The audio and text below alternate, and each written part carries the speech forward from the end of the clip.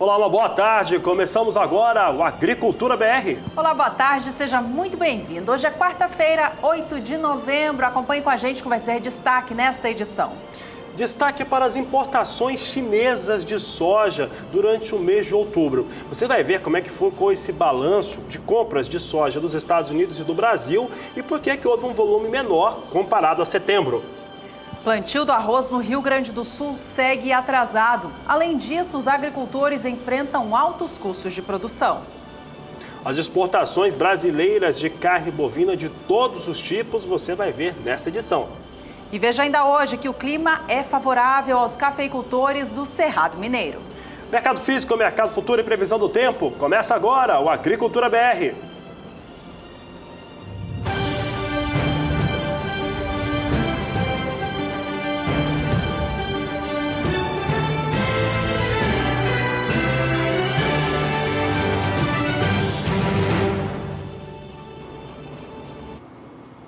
Abrimos esta edição com destaque para o setor sucroalcooleiro. A consultoria Datagro apresentou nesta semana a sua projeção de processamento de cana-de-açúcar na região centro-sul do Brasil na temporada 2018-2019 e começa a valer em abril do ano que vem. A empresa já projeta uma safra menor, em cerca de 3,5% mais baixa na comparação com a atual 17-18 e projeta que a safra que vem vai ser mais alcooleira. Nesta edição, você fica sabendo de todos os números desta primeira projeção e também do porquê da safra futura ser menor.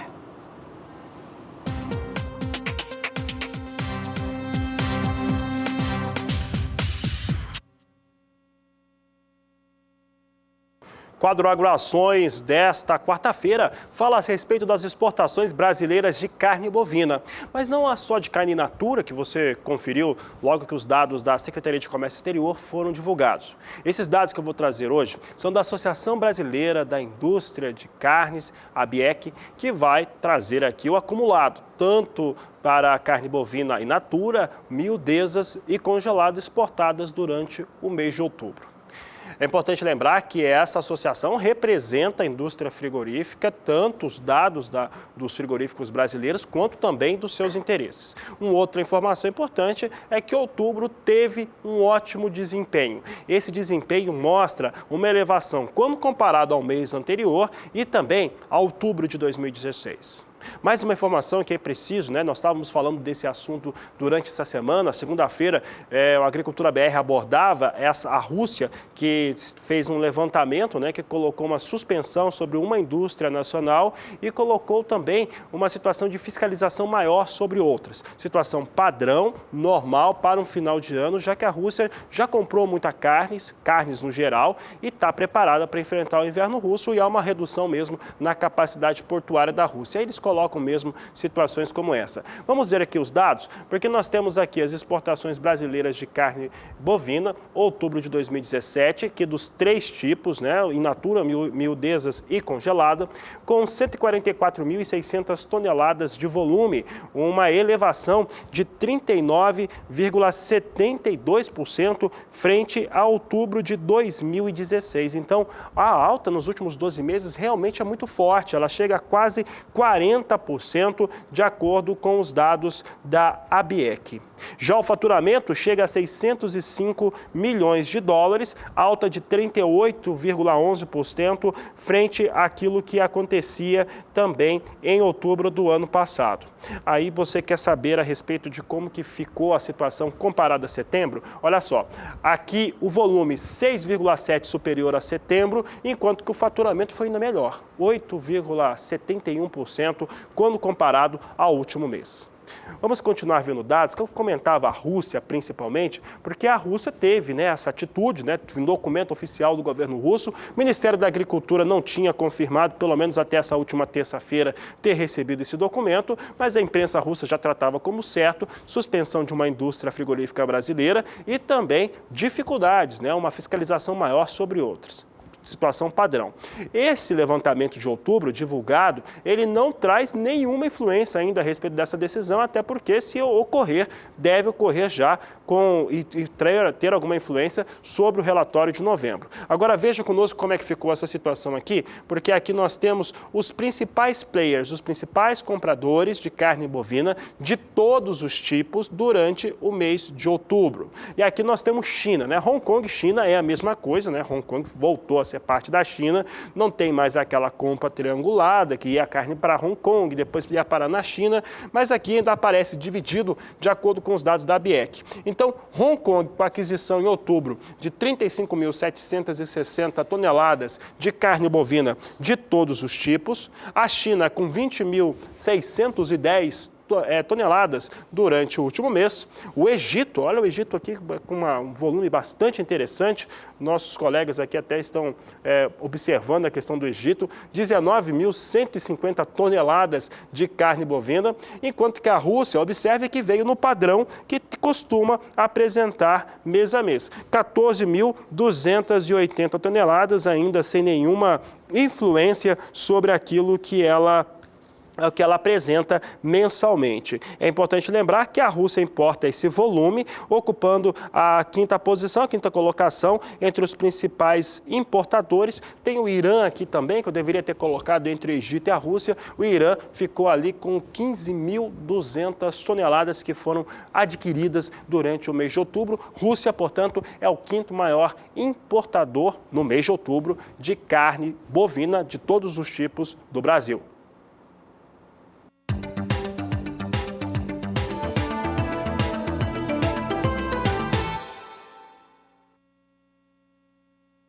Nesta próxima quinta-feira, o Departamento de Agricultura dos Estados Unidos apresenta o seu relatório de oferta e demanda mundial de grãos. Como tradicionalmente acontece, todos os meses o órgão traz estes números que mostram um panorama de como está o cenário de grãos em todo o mundo, oferta disponível de cada cultura e também como vem sendo a demanda. Os números balizam o mercado. Para o mercado da soja, há expectativa de que haja uma redução na projeção de produção do grão nos Estados Unidos neste ciclo atual, temporada 2017-2018. O mercado espera que haja um recuo de 720 mil toneladas na projeção apresentada pelo órgão no mês de outubro. Vamos acompanhar os números na tela então. Veja que em outubro, o Departamento de Agricultura dos Estados Unidos projetava a safra norte-americana do grão em 120.580.000 toneladas. A expectativa do mercado, de acordo com agências internacionais, é de que esse número recua para 119.860.000 toneladas do grão.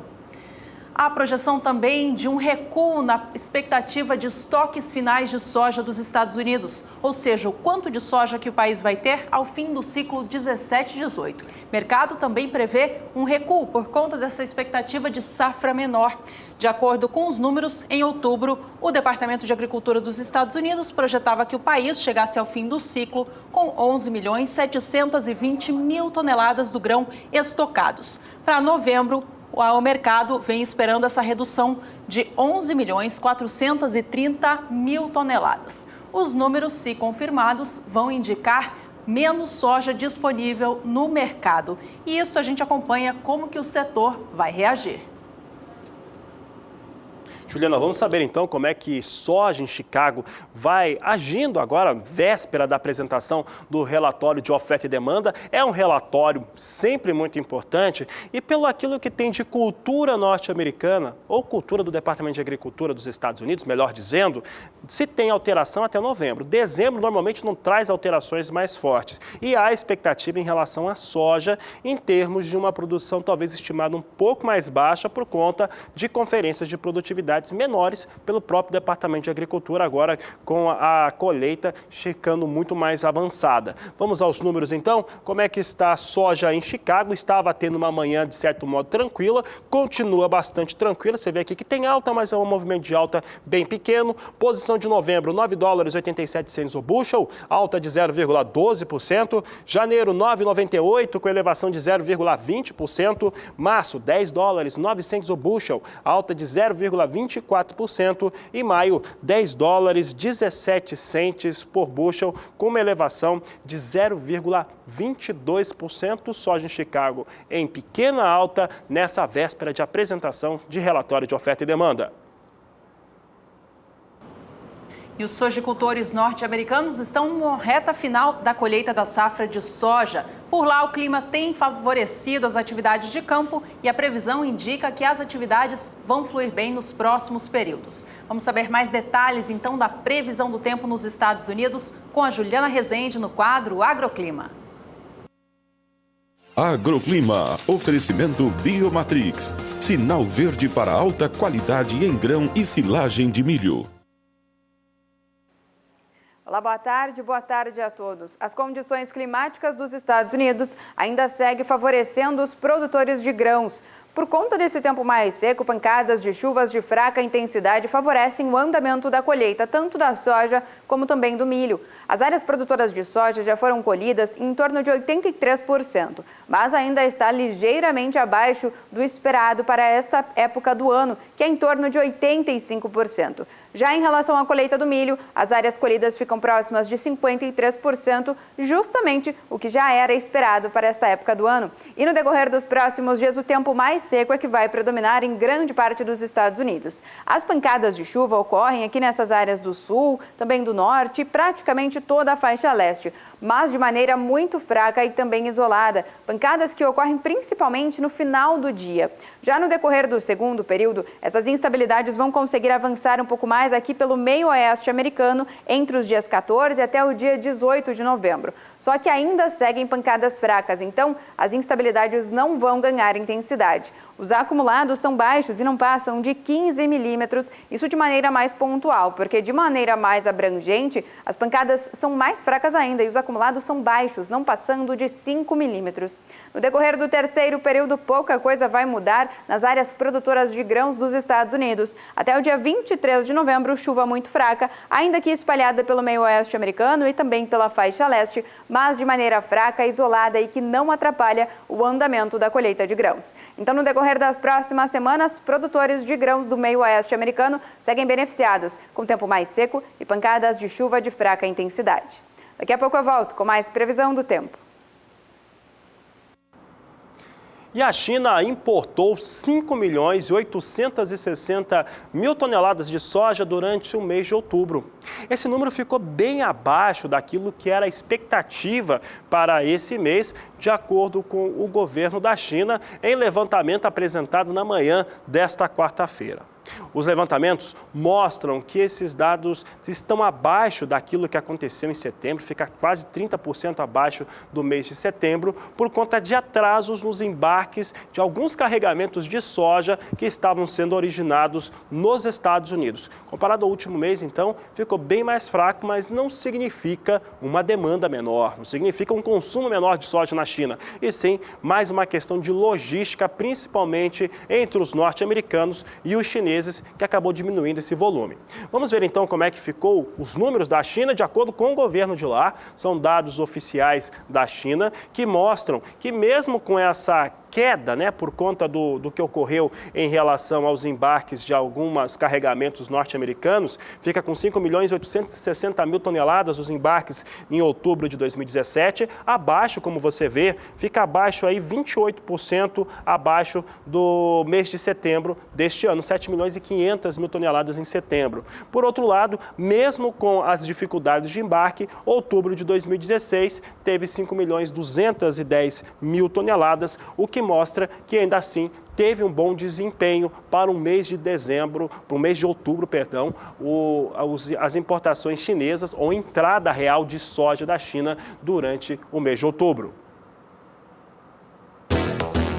Campo Grande, Mato Grosso do Sul, recebe nos próximos dias 28 e 29 de novembro o curso Comercialização de Milho e Soja, como reduzir riscos na comercialização utilizando ferramentas globais, oferecido pela Safras Mercado. O objetivo é mostrar ao participante a compreensão dos mecanismos de formação de preços nos mercados de milho e soja, estratégias de comercialização, dominar técnicas que permitem a adequada ligação entre os mercados físico, futuros e de opções. reais. Curso de comercialização para soja e milho. Inscrições, ligue para 11 3053 2736 ou WhatsApp 11 99521 7239. Antes da gente ir para o primeiro intervalo dessa edição, vamos dar uma olhadinha no dólar aqui no Brasil, que vem em mais um dia de queda depois de uma alta forte na semana passada. Moeda norte-americana, neste momento, cai 0,88% e volta aos R$ 3,24 mais 8. Apesar da queda, que já vem acontecendo há alguns dias, moeda norte-americana segue em patamares bem mais altos dos vistos poucos dias atrás. Exatamente, Juliana, influencia o mercado de soja, de milho e também de café. Aliás, daqui a pouco no café, quando nós estivermos falando desse assunto, você vai saber sobre o mercado e vai saber também de um novo componente para combate à broca do café que atinge as lavouras brasileiras. E ainda nesta edição, como está o andamento da reta final do plantio do milho no estado gaúcho? Voltamos já!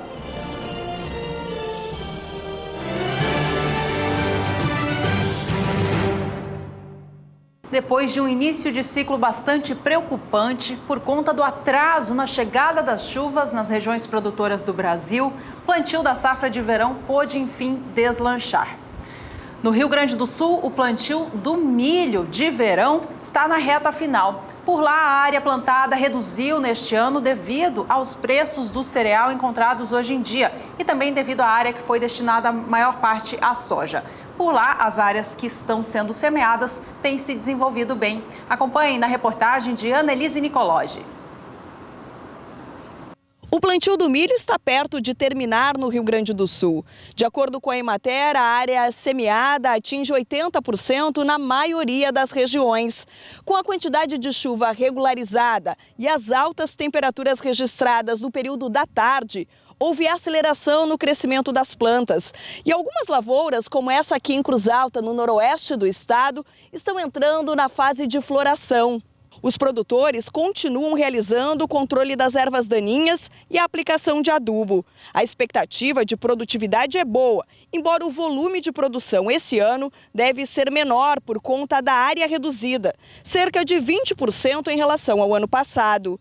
Dos 720 mil hectares cultivados com o milho no estado gaúcho, 13% são irrigados. Nessas áreas, os produtores devem alcançar altas produtividades, chegando a 280 sacas por hectare. O milho precisa de bastante umidade para se desenvolver bem. Por isso, a aposta nos pivôs é garantia de renda ao produtor, que acaba destinando a produção para a semente. Annelise Nicolodi para o SBA.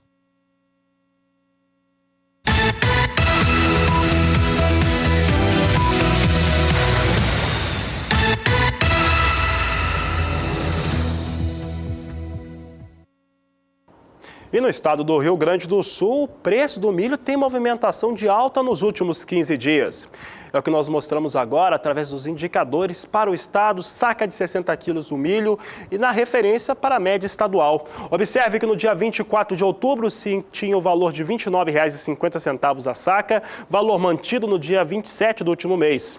Já iniciou o mês de novembro a R$ 30 a saca e mantém nesse dia 8 o mesmo valor, a R$ 30 por saca de 60 quilos, com figura alta de 1,5% para a saca de milho no Rio Grande do Sul.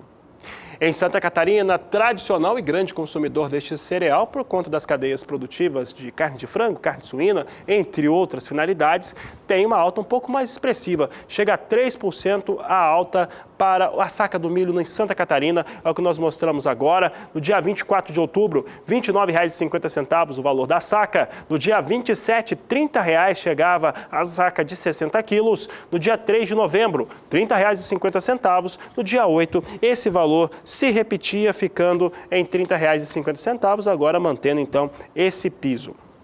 Já no estado do Paraná, que é o segundo maior produtor de milho do país e tem alguma expressão na produção de primeira safra, ele tem um valor mais estável, tem total estabilidade, na verdade, em relação aos últimos 15 dias. É o que você acompanha comigo agora. Você observa que aqui é linha reta, R$ 26,00 a saca de 60 quilos, valor que está sendo mantido desde o último dia 24 de outubro no estado do Paraná.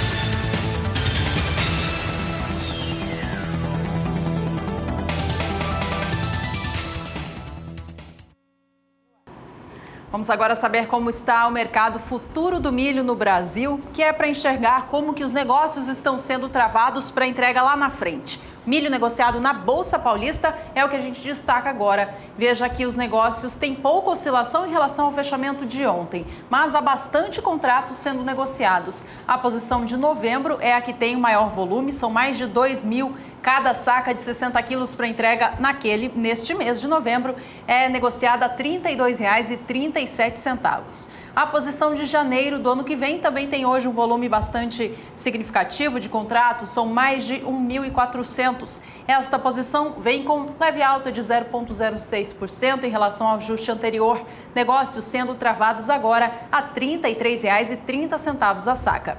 A posição de março do ano que vem tem apenas 20 contratos a R$ 33,90 e a de maio, com 50 negócios agora acontecendo, a R$ 33,14 por saca.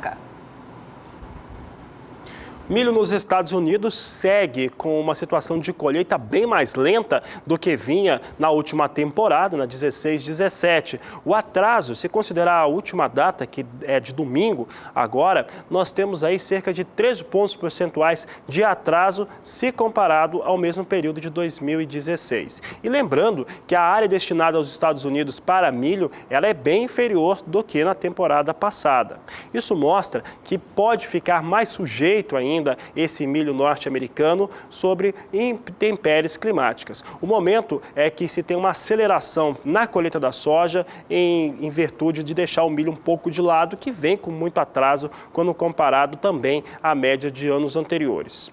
Essas informações que eu dei agora, elas seriam motivo, seriam argumentos para se ter um valor para milho um pouco melhor. Mas isso não vem acontecendo porque as expectativas atuais de exportação norte-americanas, principalmente, são menores do que na 16-17 e isso tem influenciado negativamente o mercado. Vamos saber como é que vem agora milho nos Estados Unidos. Vem em campo negativo, vem no vermelho. Posição de dezembro agora perde 0,35% a R$ 3,46 o bushel. Março a 3,59, queda de 0,34%. Maio, recuo de 0,40% a R$ 3,68 por bushel. E julho, R$ 3,75 por bushel, com queda de 0,39%.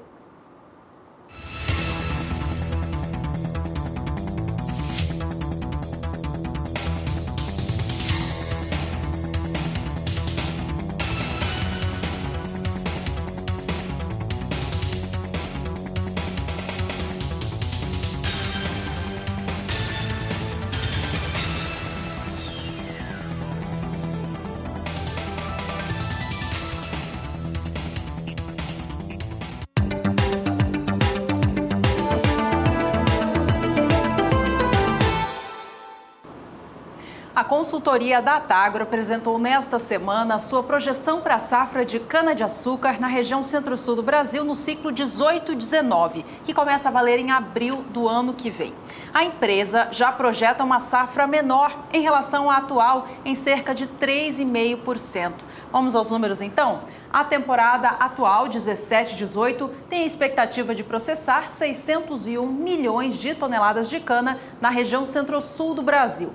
Já o ciclo 2018-2019 deve haver uma redução, chegando aos 580 milhões de toneladas. Bom, alguns fatores determinam essa expectativa de recuo no processamento de cana-de-açúcar na região centro-sul do Brasil. São eles: o atraso no desenvolvimento da cultura, a chance de ocorrência do fenômeno climático Laninha no período entre dezembro e janeiro do ano que vem e a padronização observada nos canaviais. A consultoria explica que o ideal é que haja diferentes tipos de desenvolvimento nas lavouras, pois quando se tem um canavial padronizado, ocorrem perdas na produção. De acordo com a consultoria, esta futura safra de cana também tem tendência de ser mais alcooleira, o que significa que mais cana vai ser destinada à fabricação do etanol e menos à fabricação do açúcar. Vamos acompanhar essa projeção, então, em relação aos derivados da cana-de-açúcar, como que deve ser o processamento desta cana para a fabricação dos produtos. A produção de etanol deve alcançar 25 bilhões e 300 milhões de litros no ciclo 18-19. E a de açúcar deve sair de uma produção deste ano de mais de 36 milhões de toneladas para fechar o ciclo em 32 milhões e 600 mil toneladas do adoçante. Falando nele, vamos acompanhar como vêm as cotações do açúcar aqui no Brasil. Olha, o mercado tem reagido com altas expressivas. Safra atual tem sido menor do que o esperado e a futura a gente já acabou de ver que deve também ter uma produção inferior do produto açúcar. Vamos aos números então. Cotação da saca de 50 quilos do açúcar cristal negociado no Porto de Santos. Nesta quarta-feira, ou melhor dizendo, nesta última terça-feira, dia 7 de novembro, o valor subiu para R$ 61,80 a saca. Foi mais um dia de valorização para a cotação do açúcar cristal aqui no Brasil. Mês de novembro mal começou e o açúcar já registra alta superior a 5% no acumulado do mês. E as chuvas devem ser irregulares no centro-sul do país, que é a área de maior produção de cana-de-açúcar nos próximos dias. Entretanto, a segunda quinzena do mês de novembro deve trazer instabilidades chuvosas mais frequentes, o que deve beneficiar a cana-de-açúcar, a soja e também o milho. Mas quem fala sobre esse tema e essas previsões é a Juliana Rezende.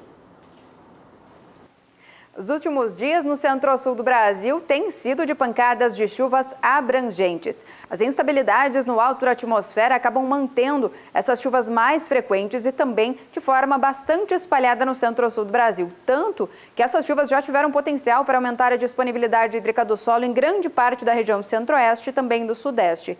Agora, os índices de umidade do solo estão mais elevados ainda. É na região sul, no estado de São Paulo, sul de Minas Gerais e também no Mato Grosso do Sul. As últimas chuvas já conseguiram aumentar de forma mais significativa a umidade do solo no estado de Goiás e também no norte de Minas Gerais, favorecendo especialmente o plantio da soja e também o plantio do milho. Agora, nos próximos dias, ainda vai ter pancadas de chuva no centro-sul de forma abrangente. A passagem de uma frente fria vinda da costa do região sul em direção à costa da região sudeste ainda vai garantir pancadas de chuvas abrangentes. Vai ter previsão de chuva forte aqui entre Mato Grosso, Goiás e grande parte do sudeste. Os ventos no alto da atmosfera também acabam intensificando essas chuvas, porque agora a chuva não vai ser muito forte, principalmente na região sul. Mato Grosso do Sul também acaba garantindo pancadas de chuva de fraca intensidade. Só que no decorrer do período seguinte, essas instabilidades seguem perdendo intensidade e aí o tempo mais seco vai voltar a predominar aqui entre Mato Grosso do Sul,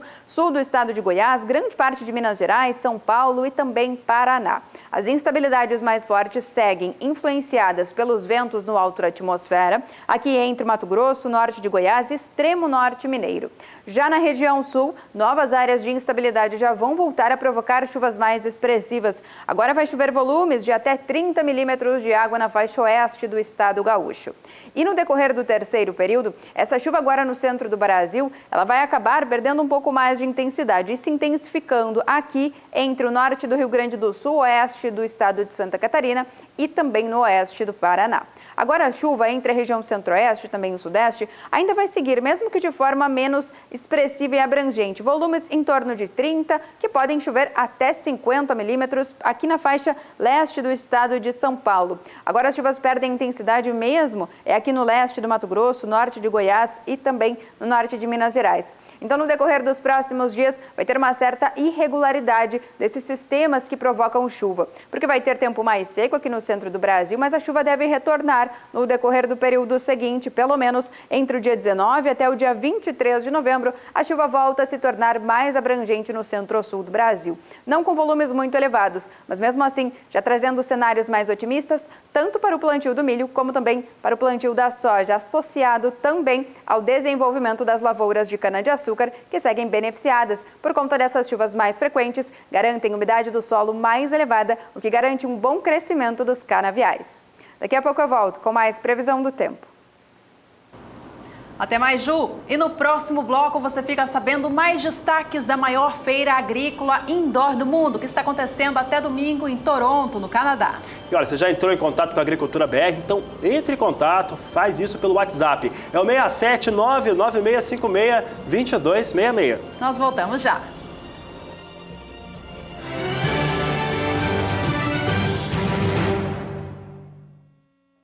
Está acontecendo nesta semana em Toronto, no Canadá, a maior feira agrícola do mundo que acontece de portas fechadas, indoor. A Sarah Kirchhoff, repórter do SBA, foi até o Canadá acompanhar esse evento. O evento traz conhecimento, exposições e também algumas competições. Nesta edição, ela encontrou mais um brasileiro por lá e conta essa história agora. E um dos grandes destaques aqui da Royal são as competições equestres. Elas acontecem aqui nessa pista e durante o dia os jovens e os adolescentes participam das competições e à noite é a vez dos adultos. Tem gente do mundo inteiro, tem inclusive campeões olímpicos participando dessa competição aqui na Royal. E a pessoa responsável por fazer o desenho da pista foi o Guilherme Jorge, que também fez o desenho da pista das Olimpíadas lá no Brasil. E ele vai contar como é que foi esse trabalho aqui na Royal. Fica à vontade então para contar para o Brasil como é que foi o trabalho aqui. Bom, esse torneio aqui, a parte do hipismo aqui na Royal Winter Fair é muito tradicional, né? Está no 95º ano. É a terceira vez que eu venho preparar os percursos. A primeira vez foi em 2001, a segunda vez em 2014 e agora. É um torneio de alto nível, nós vamos contar com a participação do número 1 e do número 2 do ranking mundial atualmente, os dois, o americano Kent Farrington e o McLean Ward. Uma das competições é uma classificatória para a final da Copa do Mundo ano que vem na França. Então é um alto nível de competição, é um evento muito tradicional e muito interessante no sistema, né? Cada prova de hipismo tem um percurso diferente e a gente monta esse percurso aqui normalmente em 15, 20 minutos, né? Da pista completamente vazia até os cavaleiros começarem a reconhecer o percurso antes de entrar na competição. Então eu tenho uma equipe muito grande que me ajuda, a gente já traz todo o percurso planejado, já em escala, projetado, e a gente tem aí pouco tempo, mas a equipe trabalha bem e dá para a gente fazer essa montagem do percurso bem rápida, e porque o evento ele é como uma sessão de divertimento, né? Cada sessão o pessoal vem, os espectadores vêm e tem várias coisas, não é só a prova de salto. Então tem as demonstrações, tem as provas de carruagem, ou seja, é um evento muito tradicional, diferente do que a gente tem lá no Brasil nas provas de hipismo. Que bacana. E nós ficamos também muito curiosos para saber como é que é a sua rotina, assim, como é que ela funciona ao longo do ano. Agora você sai daqui e vai para onde? Eu vou uma semana, eu estou morando na Flórida, eu sou de Campinas, São Paulo, mas estou morando na Flórida. Tem duas competições lá no final de novembro. Aí tem mais uma semana que eu vou ao Brasil visitar minha família lá e depois termino o ano em Londres em mais uma etapa preliminar da Copa do Mundo. Bem movimentado. Tem bastante prova. Tá certo, Guilherme. Muito obrigada pela sua participação aqui no SBA. É uma honra falar com você. Não, obrigado por você estar aqui cobrindo esse evento. Tá ótimo. De Toronto, Canadá, Sarah Kirchhoff para o SBA.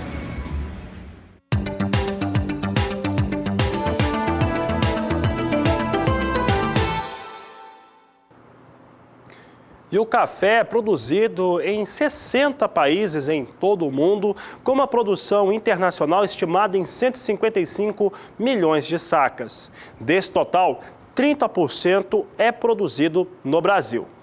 Um outro dado importante é que dessa totalidade, desses 30% da produção internacional, 50% é produzido no estado de Minas Gerais, que é o maior produtor individual do mundo, com finalidade principalmente na variedade do café arábica.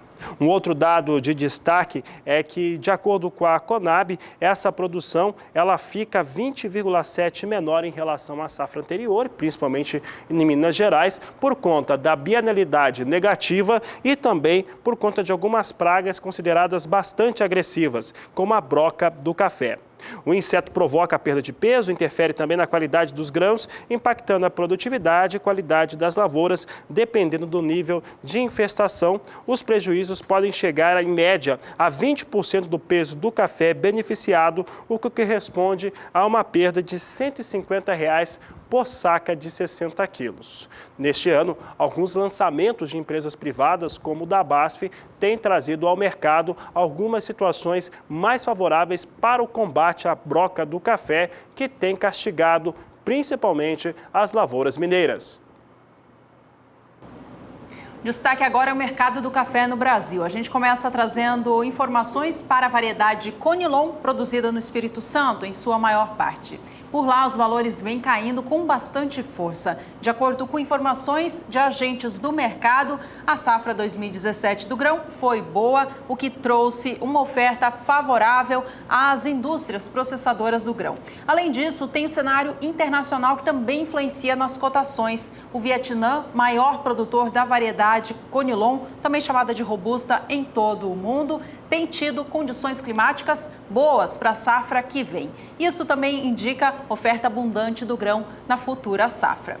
Vamos acompanhar então como que vem sendo negociada a saca de 60 quilos do café Conilon tipo 6, classificação peneira 13 acima no estado do Espírito Santo. A apuração é do CPEA. Veja que esta última terça-feira, dia 7 de novembro, registrou recuo, levando o valor da saca para R$ 357,90. No acumulado do mês, a queda já soma quase 4%. Vamos saber como é que vem o café robusto, agora negociado em Londres, referência importante para os produtores de café Conilon no Brasil. Robusta na Bolsa Europeia segue com queda, movimentação normal, porque a safra vietnamita vai ganhando o cenário internacional. Então aqui cada vez mais longe de $2.000, agora na casa de $1.800 a tonelada, com a posição de novembro perdendo 0,32% a $1.865 a tonelada, a mais baixa cotação do dia. Janeiro de 2018, $1.816 a tonelada, recuo de 0,43%. Março, $1.801 por tonelada, com queda de 0,16%. E maio, queda de 0,11% a $1.811 por tonelada. Mais um dia de queda para café robusta em Londres.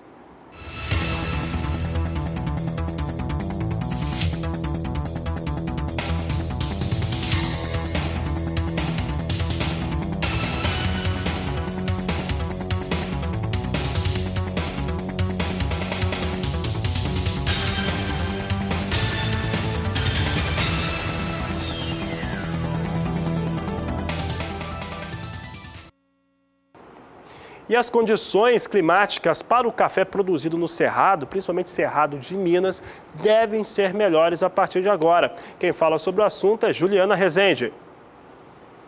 As lavouras de café do Cerrado Mineiro, até pouco tempo atrás, não vinham recebendo pancadas de chuvas expressivas, tanto que a disponibilidade hídrica do solo ainda seguia baixa. Mas essa situação já mudou no decorrer dos últimos dias. A gente pode ver agora no mapa que a disponibilidade hídrica do solo aqui na maior parte do Cerrado Mineiro já começou a aumentar, garantindo até índices de 80% aqui nessas áreas em azul do mapa. Apenas nessas áreas mais ao noroeste do estado é que a disponibilidade hídrica do solo ainda está baixa. Mas no decorrer dos próximos dias já tem previsão de chuva justamente nessas áreas. Agora, ao longo dos próximos 5 dias, até o dia 13 de novembro, as pancadas de chuva aqui no Cerrado Mineiro seguem expressivas. Volumes que podem alcançar até 30 milímetros. Isso vai ocorrer por conta da passagem de uma nova frente fria que vai garantir pancadas de chuvas abrangentes na região sudeste. Agora, no decorrer do segundo período, essas instabilidades agora na região sudeste vão perder intensidade. Tanto que o volume de chuva agora é muito baixo. As pancadas podem ocorrer de maneira bastante fraca e isolada aqui nessas áreas entre o norte do estado de São Paulo, toda a metade oeste de Minas Gerais, incluindo também a região do Cerrado Mineiro. Mas são pancadas fracas, que não têm potencial para aumentar a disponibilidade hídrica do solo. Mas no decorrer do terceiro período, as condições climáticas já vão voltar a beneficiar as lavouras de café, porque agora novas áreas de instabilidades vão voltar a garantir pancadas de chuvas abrangentes no sudeste, incluindo o Cerrado Mineiro. Vai ter previsão de pancadas em torno de 30 milímetros do acumulado para 5 dias, principalmente entre o período do dia 19 até o dia 23 de novembro. Então, no decorrer das próximas semanas, as instabilidades agora no Cerrado Mineiro até ocorrem no decorrer dos próximos 5 dias, mas no decorrer dos próximos períodos, essa chuva vai perder um pouco mais de intensidade, mas deve retornar no decorrer da segunda quinzena do mês de novembro, trazendo cenários otimistas para o desenvolvimento das lavouras de café no Cerrado Mineiro. Daqui a pouco eu volto com mais previsão do tempo. De olho agora no mercado do café arábica aqui no Brasil. Este continua com seu sobe e desce diário, Valores caíram nesta última terça-feira no estado de São Paulo, conforme apurou o CPEA. Depois de subir dias atrás, nesta terça, dia 7 de novembro, registrou o valor de R$ 449,09. O acumulado do mês soma baixa próxima a 0,5%. O que acontece com os valores do Arábica aqui no Brasil é que eles vêm diretamente influenciados pelo cenário internacional. E no cenário internacional, Juliana, Nova York não ajuda. Por lá, os operadores seguem tendo dias consecutivos de pressão muito negativa sobre o mercado de café arábica. Vamos saber como é que vem agora. Você observa que tem uma recuperação, mas essa recuperação aqui, quando convertemos, ainda mais um dia que nós temos nova queda para o dólar frente ao real no país, isso aqui não traz os preços anteriores para o café, que acaba tendo pressão negativa no Brasil também e pouca comercialização.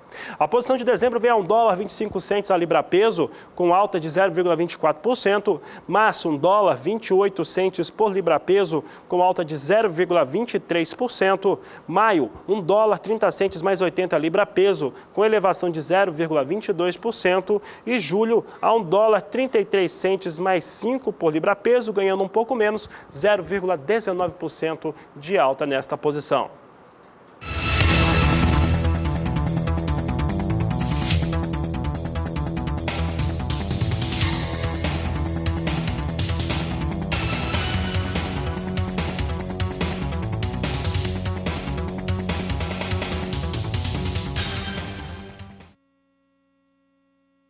No próximo bloco, como fica a previsão do tempo especial para a Bahia?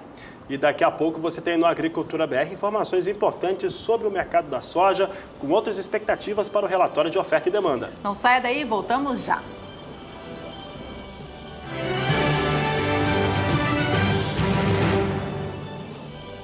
Estamos de volta e você que mandou alguma mensagem para a gente, chegou a hora da sua participação. É o quadro Agricultura BR Responde.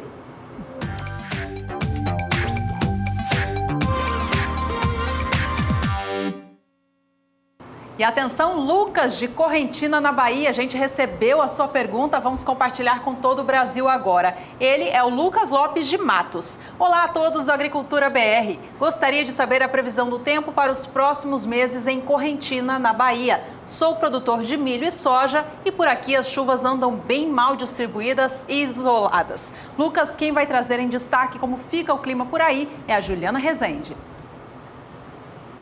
Respondendo à dúvida do telespectador Lucas Lopes, da região de Correntina, na Bahia, que quer saber como é que as chuvas agora vão se comportar ao longo dos próximos períodos, ele que é produtor de milho e também de soja.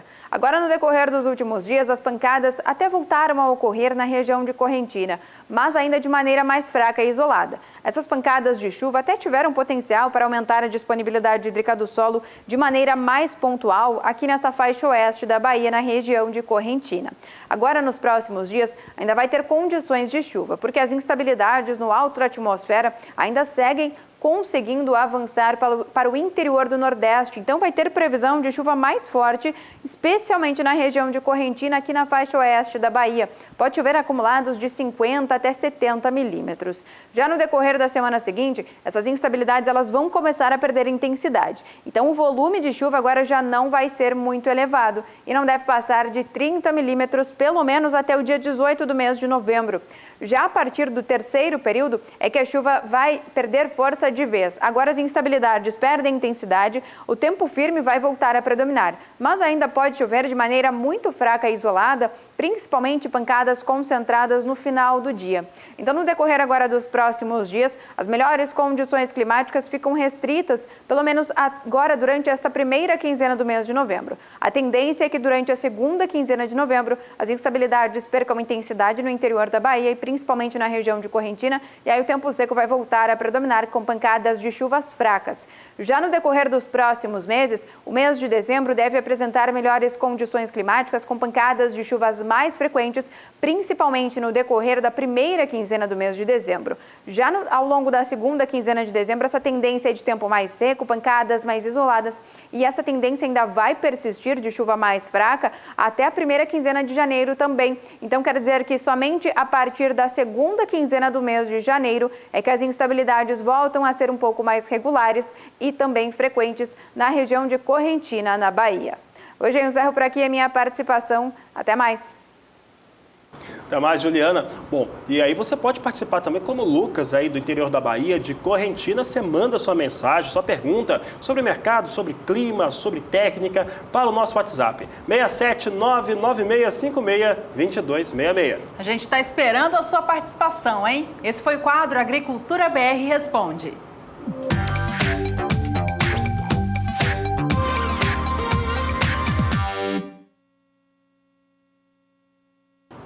Os produtores gaúchos de arroz seguem com o desafio de plantar a nova safra do grão em meio a um clima muito úmido. Com isso, a atividade de semeadura segue atrasada. De acordo com informações do IRGA, o Instituto Rio-Grandense do Arroz, até o dia 2 de novembro, a área plantada alcançava 42,04% do previsto, que neste ciclo está estimado em 1.078.000 hectares. Além de enfrentar esse desafio de plantar a safra em tempo bastante úmido, há também o custo de produção, que é bastante elevado.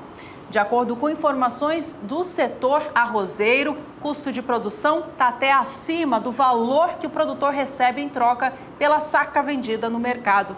De acordo com informações, custo de cultivo do arroz no estado gaúcho, tomando como base a região da fronteira oeste, tem sido de 42 sacas por hectare.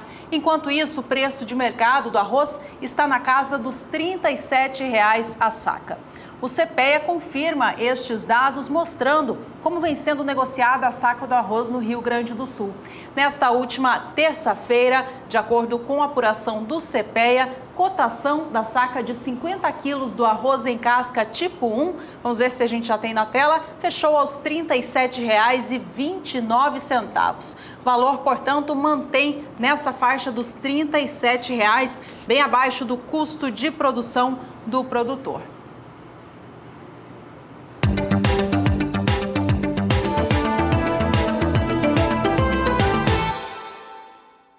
Agricultores do sul e do sudeste do Brasil estão sofrendo com os ataques da lebre europeia, mais conhecida como lebrão.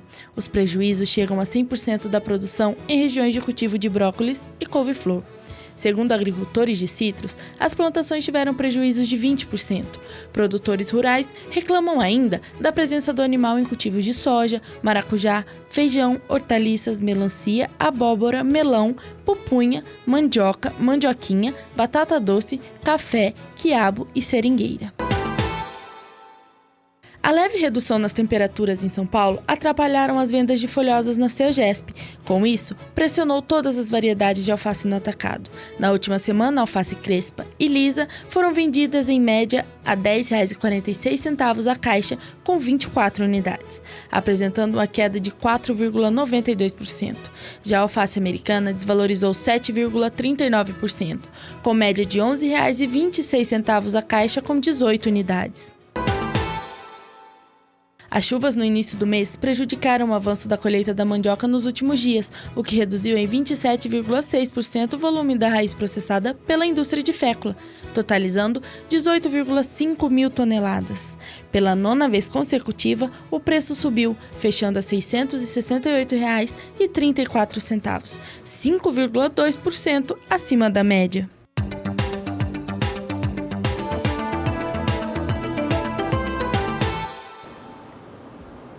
E veja ainda com a gente no próximo bloco que a bancada ruralista ela discute o orçamento geral da União para o setor agrícola do país. E ainda expectativas para importantes documentos que serão apresentados amanhã. Tem o segundo levantamento da safra da Conab, tem relatório de oferta e demanda do Departamento de Agricultura americano. Você vai ter informações daqui a pouco. Fique com a gente, voltamos já.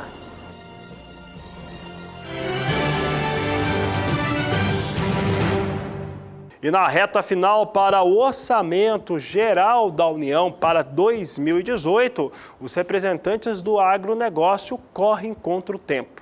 Por que corre contra o tempo? Para evitar novos cortes na agricultura brasileira. Por incrível que pareça, os deputados, as propostas de governo é fazer corte exatamente no único setor da economia que realmente tem funcionado, mesmo com as situações mais adversas e com todas as dificuldades. Nesta semana, a Frente Parlamentar Agropecuária, no seu encontro semanal, chamou o secretário de Política Agrícola para conversar. O orçamento encaminhado pela Comissão de Agricultura do Senado já contabiliza 25 emendas, que totalizam 1,6 bilhões de reais.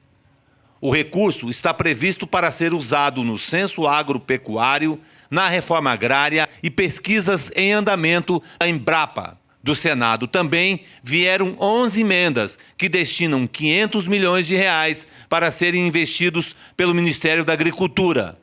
A questão do seguro rural e, é claro, a questão da própria comercialização. Isso tudo vai ser atendido, nós vamos tentar convencer o relator a colocar dentro do nosso orçamento sem precisar de nenhum tipo de emenda. É um convencimento às relatorias. Eu acho que esse é o primeiro ponto. Vamos ter outras reuniões também com os setores e também com o Ministério da Agricultura, pedindo também que haja um engajamento ainda maior do ministro no sentido de tentar resolver todos esses gargalos aí em relação ao orçamento de 2018. Para discutir o orçamento de 2018, o convidado esta semana da Frente Parlamentar da Agropecuária foi o secretário de Política Agrícola do MAPA. A promessa é trabalhar junto. Dentro das condições financeiras que o país está passando, dentro das limitações orçamentárias que o país está atravessando, nós estamos no Ministério da Agricultura bastante satisfeitos, porque tudo que foi prometido ao setor, tudo que foi encaminhado, o governo tem cumprido do ponto de vista da política agrícola. Se nós conseguirmos repor esse orçamento que foi perdido nos 2 últimos anos e começou a se recuperar no ano passado, a partir da posse do ministro Blair e também do presidente Michel Temer, é um avanço bastante significativo. Nós estaremos, como política agrícola, satisfeitos com esse orçamento, porque ele vai dar condições mínimas para fazer um trabalho. Obviamente que, quando se fala de seguro, quando se fala de apoio à comercialização, muitas vezes você se compara que nos Estados Unidos está toda a produção segurada. Obviamente que o Brasil ainda está muito longe de alcançar essas condições. Agora nós precisamos fazer o trabalho para ir avançando. E se nós conseguirmos chegar nessas condições, nós estaremos avançando de forma bastante significativa. O Congresso tem que votar o Orçamento Geral da União até o dia 19 de dezembro. Odacil Canepa para o SBA. Está aí o posicionamento, Nery Geller, secretário de Agricultura do Ministério da Agricultura e Pecuária e Abastecimento, falando a respeito do que foi comprometido e daquilo que está sendo cumprido pelo governo federal em relação à pasta. No caso, o Ministério da Agricultura. Fez um comparativo interessante quando ele fala a respeito do que é assegurado nos Estados Unidos e o que é assegurado aqui no Brasil. Olha só, um dado importante a ser lembrado, que no Brasil, o produtor rural, ele não tem seguro em todas as suas áreas de produção, não é porque ele não quer, e sim porque esse seguro é muito caro. Na verdade, o país ele só viabiliza o seguro exatamente sobre aquelas áreas que são financiadas com dinheiro oficial, no caso do Plano Agrícola Pecuário. Mas nós sabemos muito bem que esse não é o maior órgão financiador da agricultura brasileira. São as empresas privadas, são as trocas, são o barter, entre outros fundamentos que são utilizados pela agricultura nacional. O que nós precisamos é ter acesso mais claro e uma facilidade maior para que o agricultor, produtor rural brasileiro, realmente consiga assegurar a sua produção. Evidentemente, ninguém quer ter o risco que se tem hoje, uma indústria totalmente a céu aberto.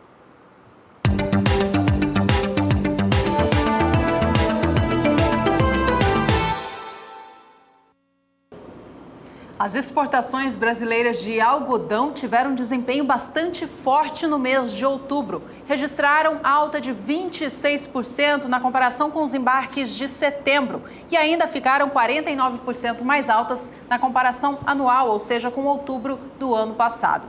Os dados são da Secretaria de Comércio Exterior, que mostram que no período de outubro deste ano, o volume embarcado chegou a 167.900 toneladas no mês passado. passado. Veja que setembro foram 132.700 toneladas, em outubro do ano passado, pouco mais de 112 mil toneladas.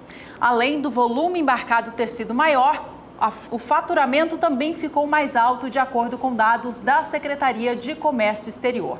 Isso aconteceu por conta do volume embarcado que foi acima, não pelo preço médio, que esteve parecido com os meses na comparação. Vamos aos números então? Em outubro de 2017, o faturamento, ou seja, a receita gerada com as exportações de algodão do Brasil, alcançaram 267 milhões de dólares. Em setembro, foram 212 milhões e 700 mil, enquanto isso, em outubro do ano passado, 174 milhões e 500 mil dólares. Vamos saber agora como estão os valores do algodão aqui no Brasil, tomando como base o mercado atacadista de São Paulo. Olha, o que tem sido comentado deste setor é que há muita disparidade entre os valores pedidos pelos vendedores e aqueles que os compradores querem negociar. Vamos acompanhar então como vem sendo travados os negócios. O valor da libra-peso do algodão fechou nesta última terça-feira, 7 de novembro, a R$ 2,41 mais 49. Certa estabilidade em relação ao dia anterior, mas os valores seguem oscilando aqui no mercado físico brasileiro. Acumulado de novembro tem leve alta em relação ao fechamento de outubro. Você viu o mercado brasileiro, mercado físico nacional. Vamos saber como é que vem o mercado futuro internacional negociado em Nova York. Nós temos aqui o algodão vindo em total estabilidade nesta quarta-feira. O pessoal não teve condição agora de colocar o algodão, acho que nem foi o algodão que apareceu aqui, mas depois nós vamos trazer esses dados. O mercado do algodão que vinha, agora sim, dessa maneira. Vem com alta, na verdade, o mercado do algodão negociado em Nova York, mercado futuro, com a posição de dezembro a 68 centes de dólar por libra-peso, com uma alta de 0,60%. Março a 68 centes por libra-peso, 68 mais 84, com elevação de 0,55% e elevação de 0,53% na posição de maio a 69 centes mais 88 por libra-peso. O algodão, portanto, com alta, com um pouco mais de 0,5% nas posições de mais curto prazo.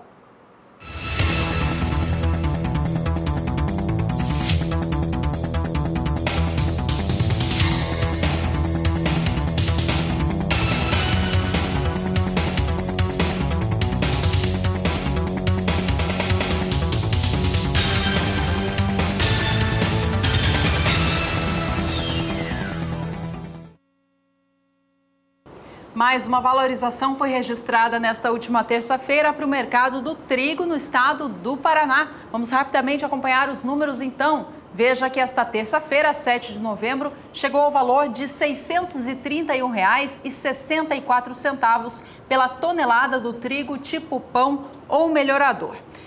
No mesmo tempo, não aconteceu a mesma situação para o estado gaúcho, que registrou mais uma desvalorização na cotação negociada com o cereal. Veja que no estado do Rio Grande do Sul, valores caíram para R$ 561,22 nesta última terça. O que acontece com o setor triticultor aqui do Brasil é que a colheita do cereal está na reta final no Paraná e andando com velocidade no estado gaúcho. Mas o resultado da safra não é positivo, baixa produtividade e qualidade deste cereal colhido.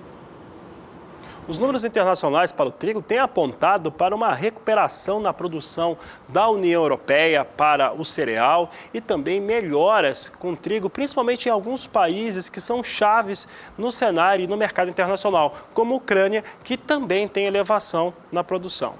Você vai ver comigo agora que trigo em Chicago reage mal a essas informações e vem com queda na véspera da apresentação de relatório de oferta e demanda e uma queda expressiva já próxima de 2% nesta quarta-feira. Posição de dezembro vem a $4,19 o bushel, com recuo de 1,93%.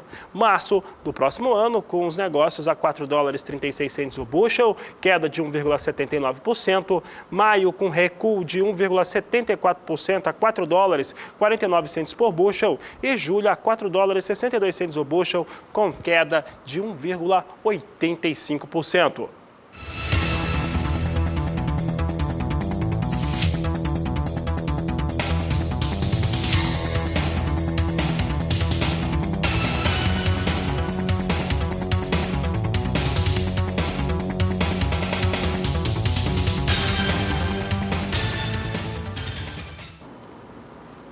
E se você tem várias maneiras de participar aqui do Agricultura BR. Você pode participar mandando pergunta e pode mandar também um pouco da sua produção em foto, vídeo. É o quadro Somos Todos Produtores. E o quadro de hoje mostra um pouquinho do interior do estado do Mato Grosso. Quem mandou foi o Adeildo Alexandre, do município de Espigão do Leste. Mandou fotos do plantio da safra de soja acontecendo por lá. Ele nos contou o seguinte, que eles estavam plantando a nova safra no pó, ou seja, sem chuva.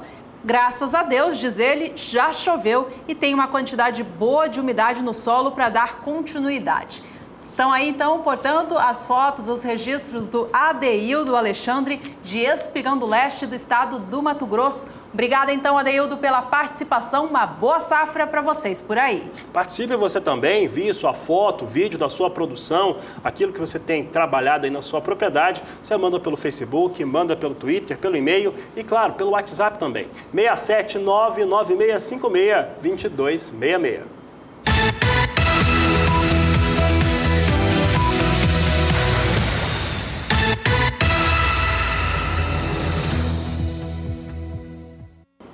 É hora dos indicadores da soja no Brasil que mostram como vem a cotação da saca do grão pelo país. A gente começa mostrando em destaque o estado gaúcho e o que aconteceu nos últimos 15 dias. Veja que houve elevação para a saca por lá de 1,5% na comparação com 2 semanas atrás. Porém, o valor da soja já voltou a cair no estado gaúcho com o recuo do dólar aqui no Brasil.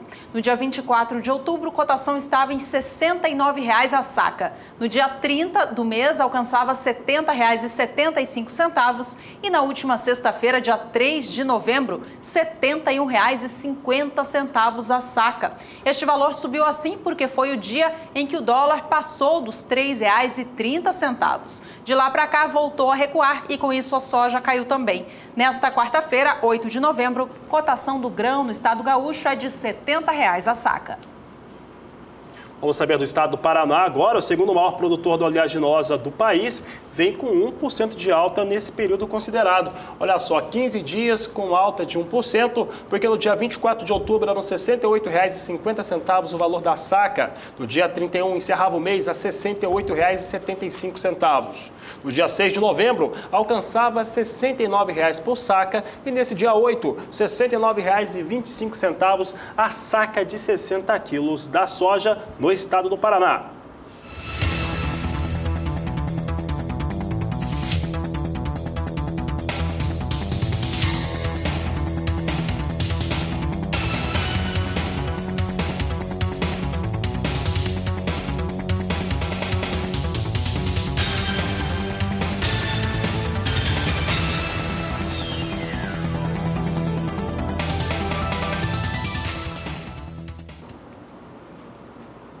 E nesta próxima quinta-feira acontece a divulgação de 2 importantes relatórios que balizam o mercado de grãos em todo o mundo. O primeiro deles é aqui do Brasil, é da Conab, e o seu segundo levantamento para a safra 2017-2018. Fabiano, o que pode vir de novidade nesse novo documento? A Conab muito provavelmente vai ser um pouco mais branda em relação às suas previsões para a soja. Não deve ter muitas alterações em relação a isso, apesar de estar se levando em consideração o atraso no cultivo.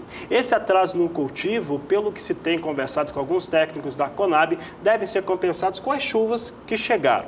Por outro lado, ela pode trazer uma nova redução, ou a primeira redução em relação à expectativa da temporada 17-18 para a segunda safra de milho. A segunda safra de milho vai ser afetada por esse atraso no plantio da soja e pode não pegar aquela percepção do momento ideal de chuvas para o cereal no seu desenvolvimento em segunda safra. Bom, além dos dados para o Brasil, que Conab e também IBGE apresentam nesta próxima quinta, tem também o relatório de oferta e demanda dos Estados Unidos, divulgado todo mês, que traz um panorama geral das commodities no mundo. em relação à oferta e demanda. Sobre esse relatório também pode vir mudança aí. Pode vir mudança. Algumas consultorias norte-americanas têm apostado numa redução, uma ligeira redução na expectativa de produção norte-americana de soja, principalmente por conta de uma produtividade menor, um pouco afetada agora com a colheita dos Estados Unidos já tendo um bom adiantamento. Mas é importante lembrar que as consultorias americanas têm errado, nos últimos 3 meses erraram seus posicionamentos em relação ao que o Departamento de Agricultura divulgaria, mas de qualquer maneira o mercado vem muito tranquilo nesta quarta-feira em relação a esse relatório que será apresentado amanhã. Bom, a gente segue acompanhando de olho, então, nos números que serão divulgados na tarde desta quinta e todo o resultado você acompanha nas edições do Agricultura BR.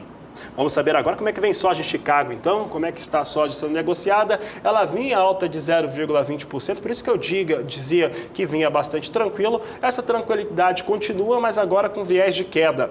A posição de novembro vem com queda de 0,17% a $9,84 o bushel. Janeiro, estável com 0,07% de recuo a $9,95. É a mesma queda registrada na posição de março a $10,05 o bushel e maio, $10,14 o bushel, estável com queda de 0,04%. Por fim, vamos ver o dólar aqui no Brasil, que voltou a recuar depois de ter subido bastante na semana passada e criado boas janelas de oportunidade de comercialização no exterior. Dólar hoje cai 0,70%.